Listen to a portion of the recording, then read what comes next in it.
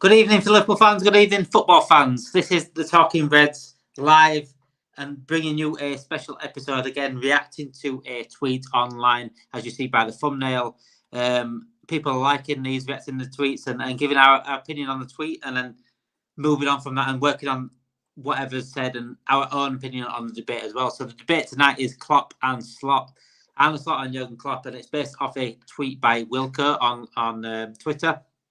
I know the guy from previous interactions with him, and he's allowed me to do his tweet as well. So I'm trying to put this across where I don't think he's slating Klopp as such in terms of this tweet, but he is, he's more so praising Slot when it comes to this. So I want to go through the tweet first, Anthony. And like always on these episodes, this is your instant reaction. You don't know what's said on the tweet. You don't have a clue. You don't know what the debate is about. Like previous episodes of these. So this is what he said. Slot's utterly ruthless. Won't lie, I kind of like it. He's got something Klopp didn't have in that department. There's no loyalty to bad football. Okay. So essentially he's saying that Klopp wasn't ruthless enough, and obviously Slot is bringing this ruthlessness to our team, and it's refreshing in a way. Would you agree with that? I feel like I need to have more context in terms of what does it mean in terms of ruthless? Is probably the dropping of players, no favourite players. If you play bad, you're off. I kind of disagree with it because we really haven't really seen him rotate that much, really and truly. If we're being honest, I think the only time I've actually seen Slot rotate is during the cup games, and that's only to give the guys that's be playing regular football a rest. Instead, apart from that, I haven't seen him rotate in Premier League games. A lot of the times we're playing the same team. The only thing I've seen change is quite the front three because of injuries and midfield as well. That's pretty much it. But I would say that bad performances though. Like obviously, Quanta played bad. He brought him off. I haven't really seen his first team since. Szoboszlai it's dropped Szoboszlai for Jones. It seems like now. In terms of the last couple of games, but no one's really been playing that bad to drop them. And Robbo's the one now up for debate in terms of.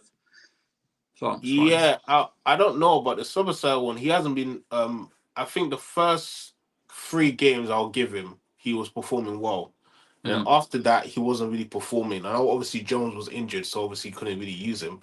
But I think even when, for example, Jones played well in that game, I can't remember who it was. I think it was against Chelsea. That's it.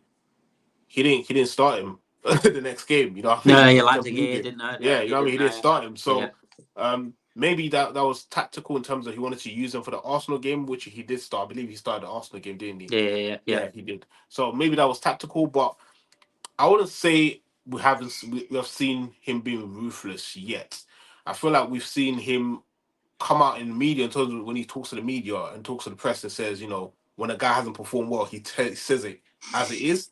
That I'll say that he's ruthless. But in terms of that rotating the team and taking players out when they haven't performed well, I kind of disagree in that sense of it. But if you're talking about just how he comes out and speaks to the media and talks about the players, yeah, he has been ruthless. He has been honest. And it is kind of refreshing because I feel like, even though I love Jurgen Klopp, the way he approached things, the way he dealt with situations in the media, how he basically took all the blames away from the players and he said, it's my fault. You know what I mean? Like, if something goes wrong, it's me. Don't look at the players. I get that sense of it and I understand it, but at the same time, I feel like it kind of took away from the players a little bit because they knew, even if they might have had a bad performance, Klopp is not going to call them out in the media. You know what I mean? He might say, behind the scenes, but he's not going to call them out to say, like, you have not been performing well, to kind of put pressure on them, which you never know, could have helped the players in terms of, like, picking up the performance because they don't want to be outed by their manager in front of millions of people. So, yeah, I feel like in that sense of it, I do appreciate it. And I feel like he's starting to understand. I think in the beginning he was a bit too ruthless in terms of how he was speaking and how he said certain things about players. But I feel like now he's starting to he's being ruthless, but he knows how to, dumb it down a little bit, not to, over explain himself in terms of how bad the players have been. So yeah, I'll say that. Would you say do you think he's had a chance to be ruthless more in terms of bringing players off? Do you think he's had a chance to do that? Because not many players have been playing poor. Like I said, I think Robbo's starting to play poor now. I'll see what he does with him and Tsimikas. Szoboszlai, he sort of dropped him for Jones a couple of games. Quante dropped straight away. Everyone else is not really playing through enough to say that ruthlessness to come out. Do you think it will come out in terms of dropping them as well? Yeah, I think Robertson has dropped some stinkers this season. He hasn't been great, but he didn't drop him for Tsimikas, really and truly. And if you really look at the way Tsimikas started the season, especially in preseason, he was on fire. He was playing really well. It seemed that he understood the system so much better, and I feel like he suited the system a little bit more because Tsimikas is not like Robertson. He doesn't need to bomb forward every single time. He can, he doesn't need to, and I feel like he's a little bit more reserved when it comes to going forward. So I feel like that sense, I feel like he was ruthless in terms of dropping Tsimikas straight away when he saw Robertson come back into the team. But yeah, I don't know. I feel like with him, he hasn't really had a chance to be ruthless because players have been injured. If you look at it, Elliott's been injured. I feel like if he wasn't injured, he'll be starting to head of Slopside, 100%. Mo, there's several games where he was not performing well, but the guy that we got, Kiers, what is it? Chiesa, he's Chiesa, not here. He's injured, so he can't really swap Mo out. I feel like maybe on the left hand side he has been ruthless in terms of Diaz and Gakpo, where he's used them. So yeah, I don't think he hasn't really had a chance, like I said before, because we don't have a big enough squad and a lot of players are injured for him to really rotate and really test out the waters in that sense of it. And that's my defensive. If we're talking about defensive Jurgen Klopp, yeah, we've said so many times he's been let down by FSG, let down by the squad depth that he's had. Yeah. Do you think? I've always said, I bet Klopp would have been more ruthless if he didn't look at the back at his bench and thought, who do I bring on here? He's either got injured players or players that simply not good enough to really push that place. So, do you think Klopp might have been more ruthless? And a good evening to Rey Mysterio as well, if it's the real one. So, I don't know. I feel like Klopp had his core players that he knew that he can trust. I feel like if FSG backed him the way they should have backed him, and I feel like the way me and you have had this conversation about FSG so many times and how yes, they've been great, but they haven't been to the standard of Liverpool, if you know what I'm trying to say. Yeah. So yeah, I feel like if they backed him more and they actually got him the plays that he needed in specific times and in particular time of period, like in terms of the when we needed a centre back, we didn't get nothing. We got Kabak and we got bloody Ben Davis. Ben Davis, and we have to play for Fabinho in the back as well. And if you really people analyze that season, when going into Christmas and going into the new year, we were actually top of the league. Yeah. And all we need was just some sort of reinforcement. I feel like we could have actually went along and won the league. But because we fell apart in the back, as soon as we lost Van Dijk, we started losing Matip, all of these players, it became hard for us. You get what I'm trying to say? So they never backed him in that sort of sense.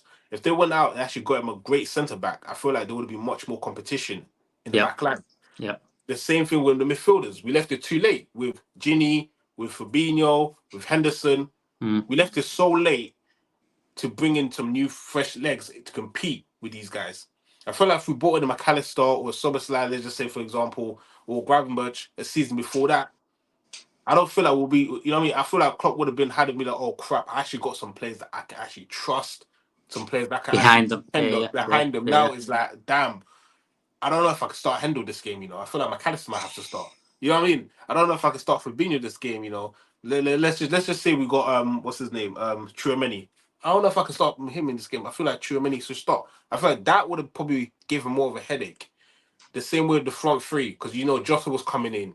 And then if Jota wasn't playing well, you know, you'll have Mane in there. Or you'll have who else was there? I think Origi or even when Diaz came in and pushed Mane to the front. Exactly, pushed Mane into the centre. So I feel like he wanted to be ruthless, but he couldn't because he was so limited in terms of what he had. And all he can go with is, I trust these guys. I know if I put these guys on the pitch, they're gonna deliver. They'll go off me. Yeah. So that's what I kind of understand in terms of Klopp's tenure at Liverpool. He never had the backing for him to really show that he's a ruthless manager. And this is what I worry about Klopp the most is it's behind him. It's the backing behind him again this summer. Yeah. We need a DM. We need I know Gravenberch is playing sort of DM role now. It's sort of like double pivot in it, like a double pivot DM, and both sort of switching interchangeable.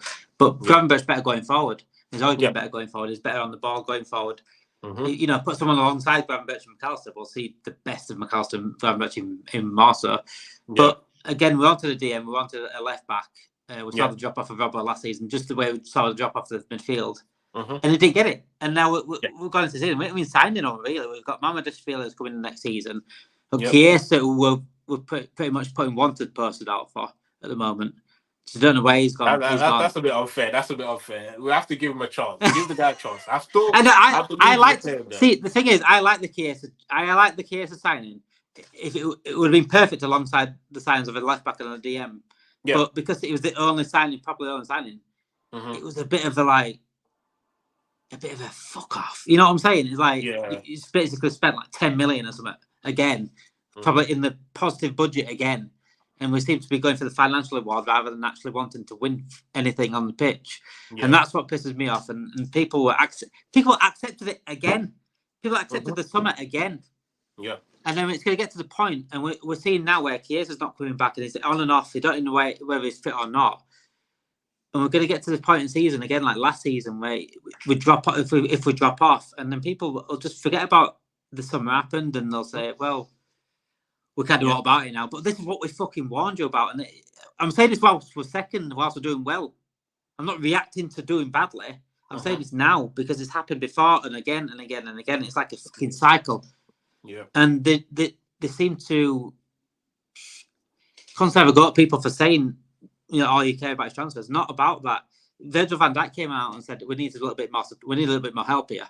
Yeah. It's a long season. We need rest. He came out and said it. That's twice he's come out and said it. Why should him to come out and say it twice? So yeah, regarding Slot and Klopp, though, I think they've both got amazing attributes and personalities along. I think if they both mix together, they'd be perfect manager, if I'm honest. No. But I do like Slot's refreshness in terms of saying how it is. You know what? Where I like though, that me and you, our podcast is like that. It's like say it how it is, basically tell you the truth, and that's I fucking love Slot for that. Yeah, obviously, maybe not throw the players under the bush a little bit, but tell the truth, you know. And I think that's going to be the detriment of FSG in the end. Where Slot, because I think he'll get vocal if it continues.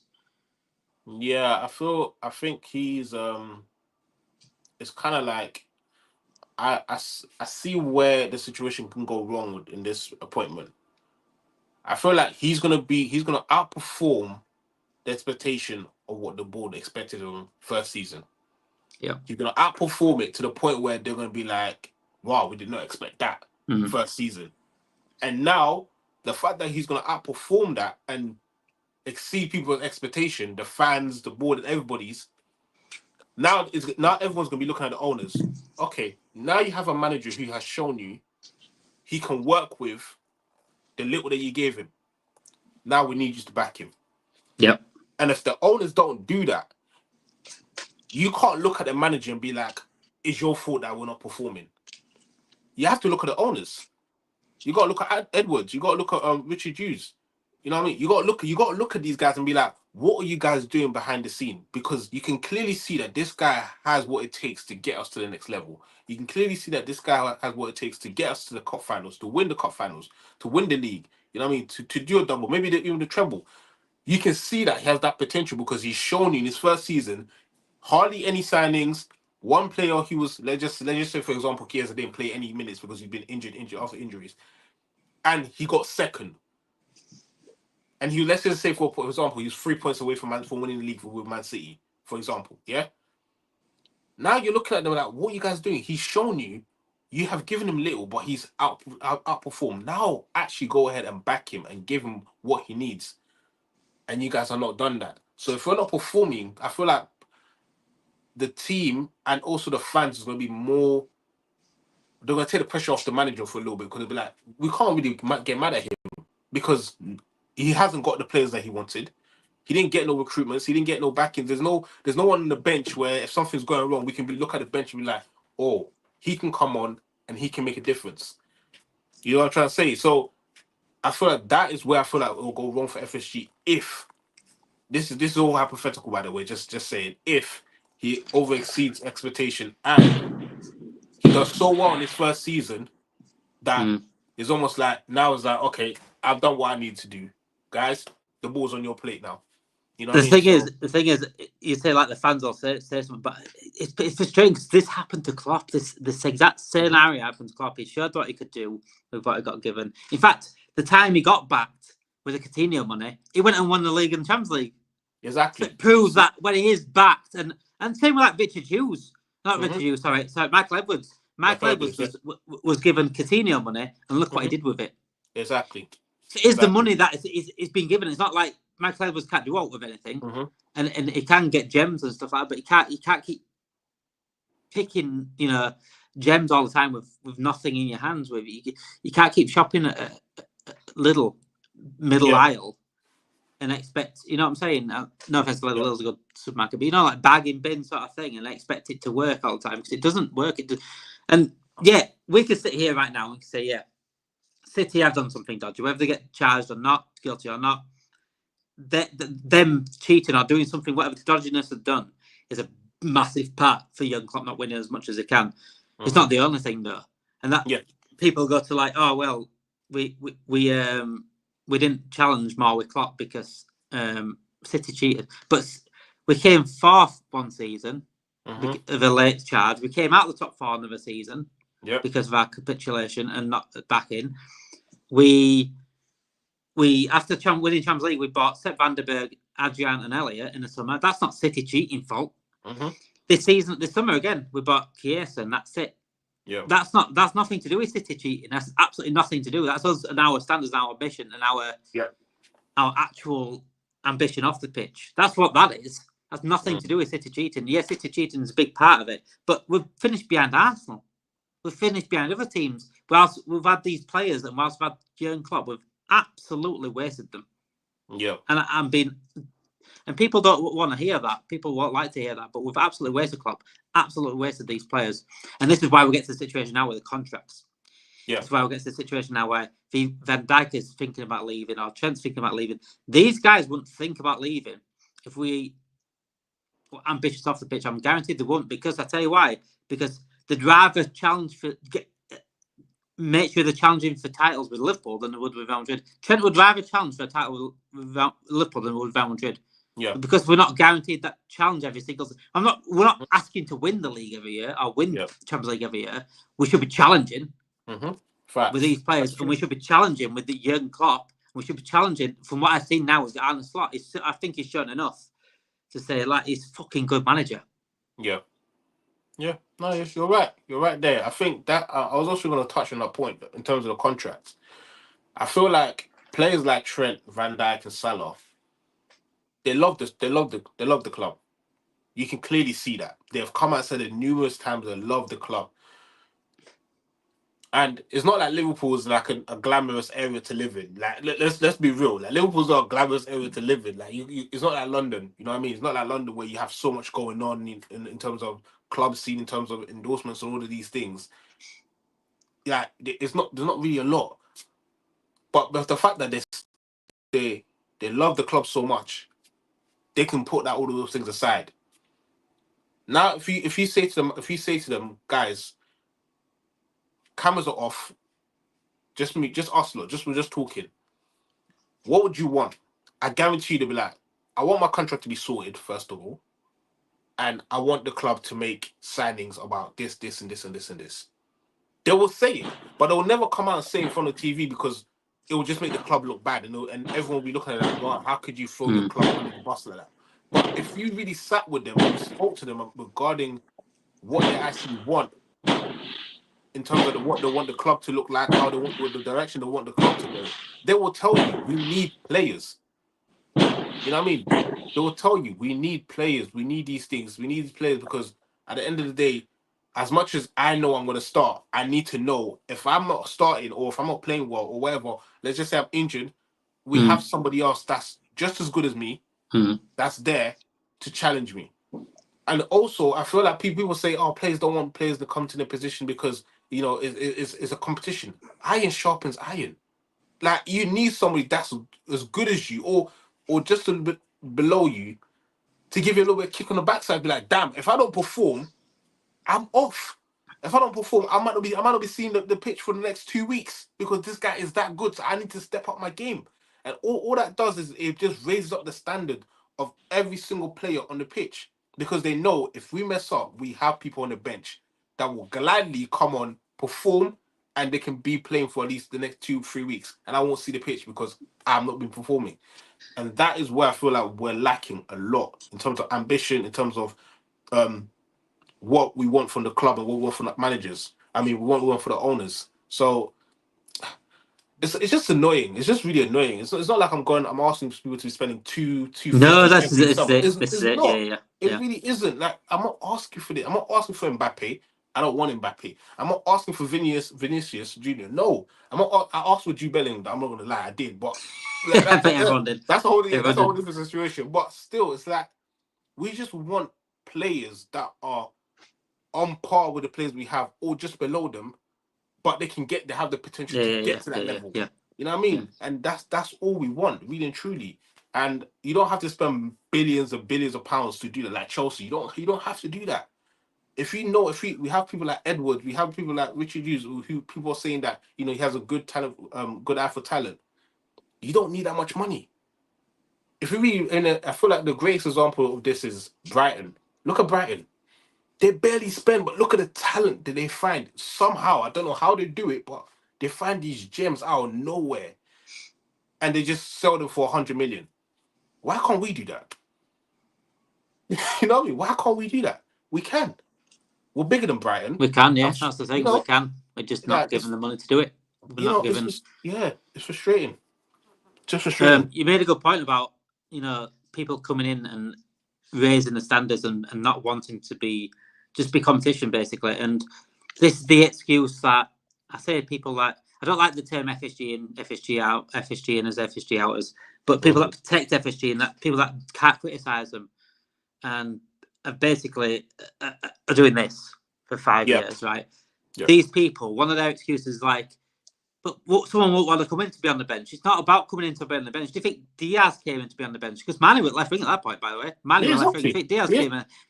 It's about coming in to have competition and big competition and force your players into that team. Diaz forced his players into that team to the point where Mane went to the centre forward position. And that even worked out for him. That worked out for him. Mane was unbelievable that season. Exactly. Yeah, he was. He stepped up. Because before he was dropping off a little bit. Mm-hmm. And the same with Gakpo coming in. That sort of stepped Diaz up again.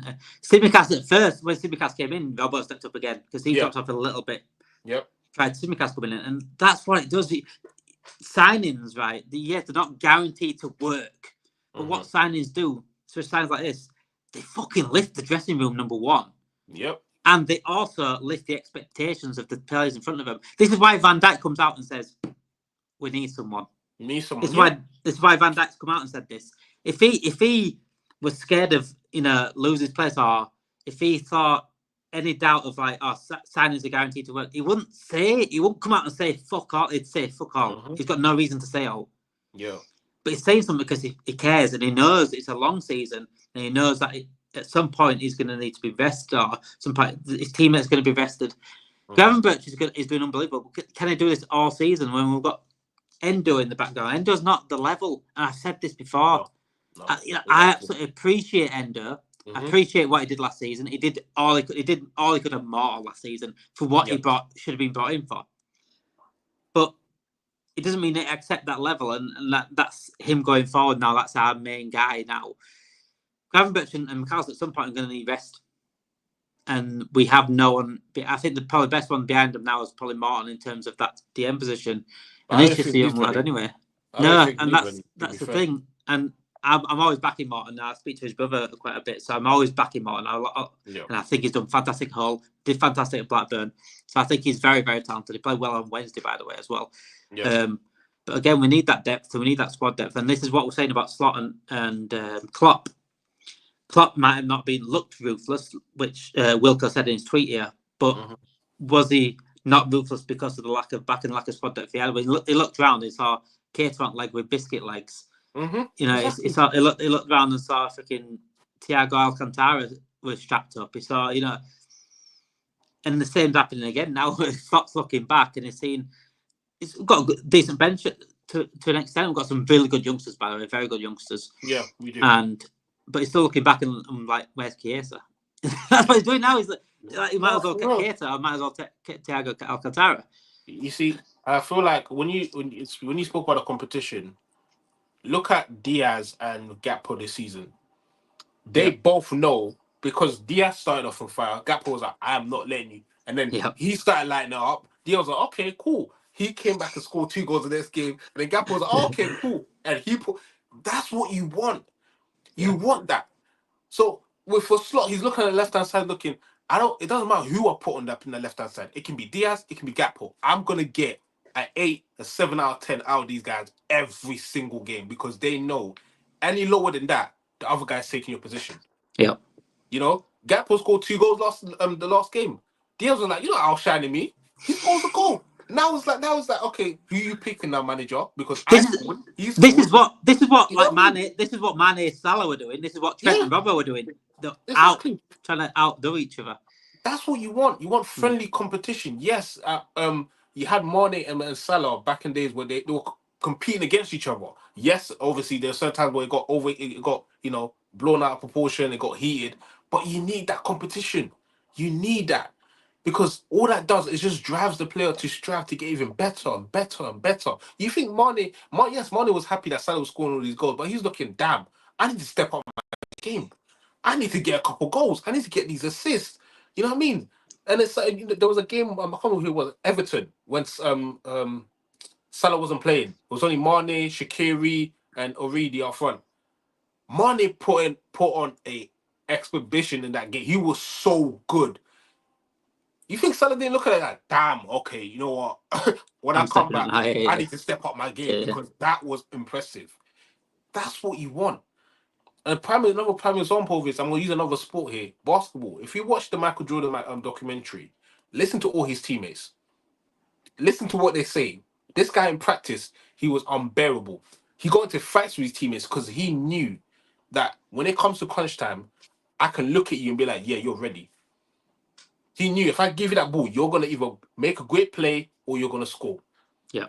He made sure that they were so strong because he knows what it takes for you to get to that next level, to get to the championship, to do the 3-peat twice.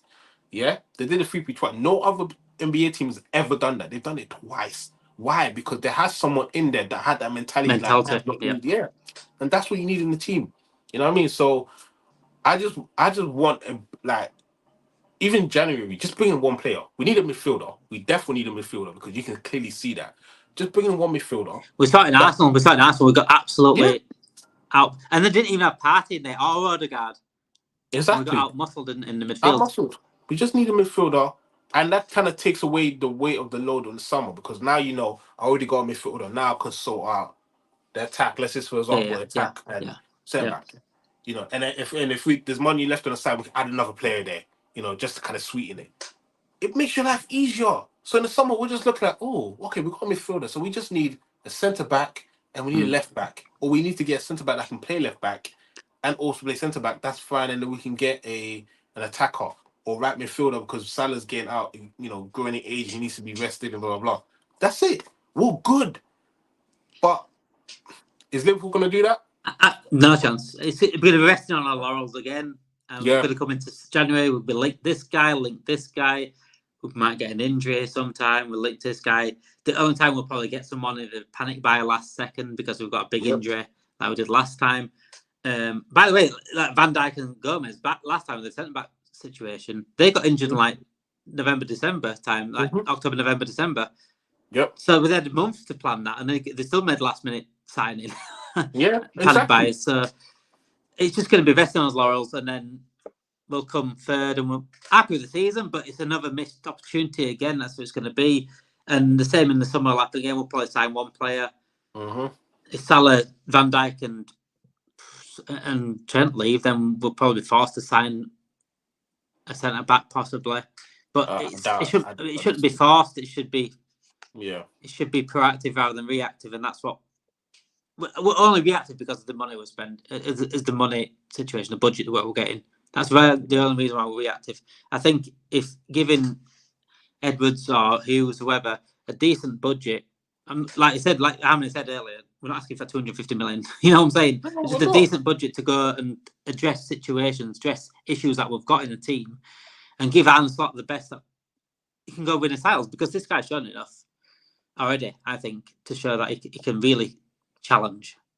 I think I'll have that opinion of him once he comes out this difficult stage. After we finish this run of form where we got Villa, we got who else we got this month? We got Villa, Madrid. Villa, then we've got Southampton away, we've got Yeah. Leverkusen, Madrid in between that, then we've got City, Yeah. Newcastle, Everton. Okay, once we come And out then we've that got Tottenham, run, I think, after that as well. okay, once we come out that run, then I can kind of judge him, because those are the games that we need to get results in. The Arsenal game, I was happy with the point, even though I feel like Diaz could have done so much more on that left hand side. He was against Partey. He needed to really take advantage of that left hand side. He should have taken advantage, but he didn't. But I will take a point, because we hardly win at the Arsenal home, Arsenal's home ground. We hardly win there, so I will take that. Now it's like we beat Chelsea, we drew to Arsenal. That's 4 points out of 6. That's fantastic. Now let's go on. Let's really put pressure. We've got Villa at home, don't we? Yeah. Let's put pressure on Villa. I feel like they're a good team, but I feel like they concede a lot of goals. Their defense is not great. So but they're a team that can cause problems. Let's get past this. Obviously, this game against Brighton. Is it Sunday? We're playing Sunday, ain't we? No, tomorrow. Tomorrow. Yeah. Let's get past that game with 3 points. I don't care how we play re-entry. I just want to get the 3 points. I feel like it's one of those games. You just get your 3 points and walk away from it. Yeah. Worry about the performance later on. Even though we're playing at Anfield, we want to see performance. But I feel like I will happily take a 1-0. I will happily take a 1-0. Happily. And walk away with that. Yeah, I'm good with that. I think that's when I'll start judging him. I'll start looking at him like, okay, is he actually that guy that can take us to the next level?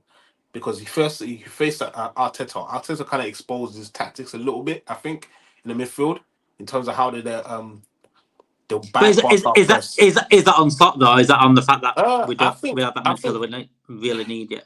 It kind of goes both ways. I think, yes, he should have got backing, but at the same time, I feel like he could have made a tweak a little bit more in the first half. Personally, for me, I should say, but you can clearly see that he did make the tweak in the second half.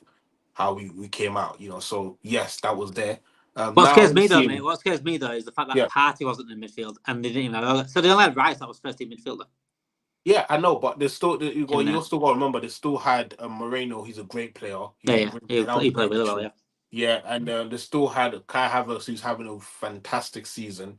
So it's not like they had scrubs in there. Yes, it wasn't first choice, but still they had that great players. Because you got to think of it this way: once Odegaard comes back, it's going to be Rice, Moreno, Odegaard in that midfield. Partey. I don't think. I feel because Moreno has to be in there. That's what it brought. I feel like Moreno has to be in there. So I feel like Partey is probably going to be dropped to the bench, and Rice is going to be playing in there, and you'll kind of see a double pivot between him and Moreno. So it'll be a double pivot, and then you'll have Odegaard obviously doing what he does.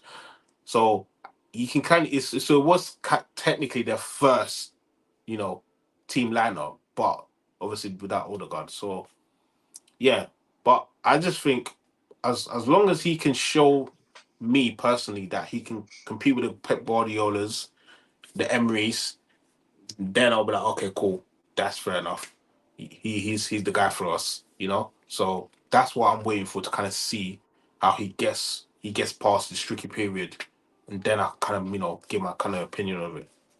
We fell on our feet with Jurgen Klopp. Absolutely fell on our feet with Jurgen Klopp. I think that was a masterstroke by Michael Edwards and FSG. I do think that was a masterstroke, because that was the best thing they ever did. FSG was getting Jurgen Klopp in. They got, they absolutely fell on the feet with him. But again, I think they've got it right again with Michael Edwards getting Aaron Slot. I think they've absolutely got it perfect. I love it. I think it's refreshing in terms of talking to the media, telling us as fans what we need to hear rather than what we want to hear. Yeah. I think that's refreshing. I think he will become ruthless if he's allowed to be ruthless. It's like Jurgen Klopp should have been allowed to be ruthless. So regarding Wilco's tweet, like there's no allowed to be bad football, I think Klopp's loyalty was a lot of it was due down to what he had behind. He had no choice but to lob sometimes. So when he had to keep Oxlade-Chamberlain for too long, because again with Origi stayed a little bit of season too long because they put a massive price tag on him, so that he couldn't sell him on. So I think Klopp was loyal, and I get why he was loyal. But I think this is refreshing what Slott's bringing, and I hope he keeps being ruthless if he has to be ruthless. With players like Quansah. I feel bad for Quansah that he's done that, but at the end of the day, he's got to earn that players back now, and that's like Diaz and Gakpo are properly fighting for that left wing spot, and it's getting the best out of Liverpool. That's the main thing. Thank you for joining us tonight, guys. Thanks, Sam, for coming on, and make sure if you are new to the channel, subscribe to the channel, like this video. If you love more content like this, please let us know what you want us to react to. We are reacting to tweets at the moment. We're reacting to people that said things in the media. I've reacted to what Mike Richards said about Liverpool the other week as well. So this is a brand new channel. We're only like a week old, but the views and the comments back so far have been fantastic, and I couldn't thank you guys enough for the comments and just the times that you've watched us as well. So please make sure you subscribe to the channel, like this video, get your notification bells on, because we're going to be live after the game tomorrow. I'm hoping someone can do a preview in the morning. Unfortunately, I've got football tomorrow, so I can't do anything tomorrow. But we're going to be live anyway, definitely after the game tomorrow for live reaction about 5 o'clock-ish. So make sure your notification bells on for that as well. Have a great evening, guys, and have a great weekend. And I hope it ends on a Reds win. Thank you.